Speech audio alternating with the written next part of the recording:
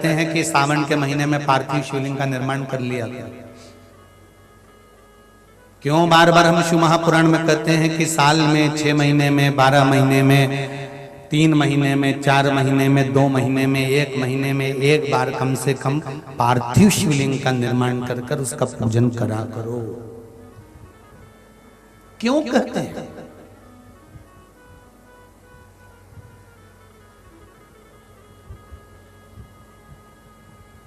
क्या मिलता है पार्थिव शिवलिंग का पूजन करने से? तो कोई पूछे ना राम जी महाराज से कि आपने पार्थिव शिवलिंग का निर्माण क्यों करा, रामेश्वर धाम की स्थापना क्यों करी, पार्थिव शिवलिंग का निर्माण कर कर उसकी पूजन क्यों करी?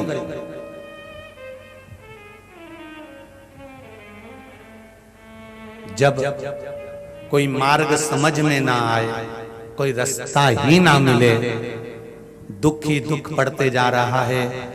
दशरथ जी चले गए, वन में डोलना पड़ रहा है, सीता जी भी चली गई, दुख पर दुख, सामने कोई रास्ता नहीं दिख रहा समुद्र लांघने का, तकलीफ पर तकलीफ पड़ती चली जा रही है।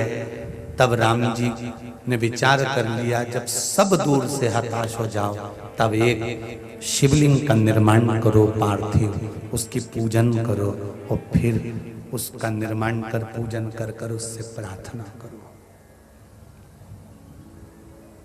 और मेरे राम जी ने वही किया। मेरे राघव जी ने शिवलिंग का निर्माण करा, पूजन करी और उसका फल क्या मिला? सेतु भी बन गया, लंका भी पहुंच गए, रावण भी मर गया, सीता भी मिल गई, वापिस अयोध्या भी आ गए, राम राज्य वापिस छा गया और अवध के राजा राम बन भी गए, वापिस बन गए अवध के राजा।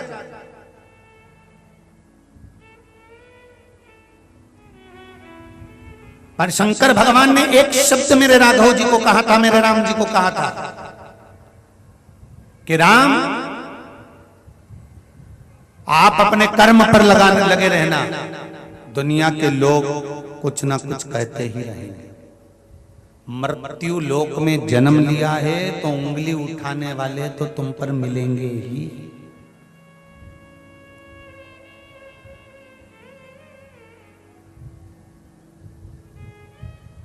लोग भगवान को नहीं छोड़ते तो तुमको और हमको छोड़ेंगे?